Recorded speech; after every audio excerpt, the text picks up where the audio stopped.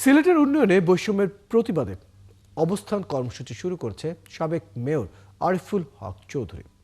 রোববার সিলেট আন্দোলনের ব্যানার নিয়ে শহরের সিটি পয়েন্ট এলাকায় অবস্থান কর্মসূচি শুরু করে। কর্মসূচিতে যোগ দেন হাজারো সিলেটবাসী। এতে সিটি পয়েন্ট এলাকা জনসমুদ্রে পরিণত হয়। এ সময় নজিরে বক্তব্য সাবেক ময়ের বলেন, সিলেটের সঙ্গে উন্নয়ন নিয়ে চরম বৈষম্য করা হচ্ছে। আমরা বছরের পর বছর উপেক্ষিত। এর প্রতিবাদেই আজ রাজপথে নেমেছি। সরকারের কাছ থেকে যৌক্তিক জবাব না পাওয়া পর্যন্ত আমরা রাজপথ ছাড়ব না। তারপরে আরও বক্তব্য রাখেন সামাজিক, সাংস্কৃতিক, পেশাজীবী ও রাজনৈতিক সংগঠনের নেতৃবৃন্দ।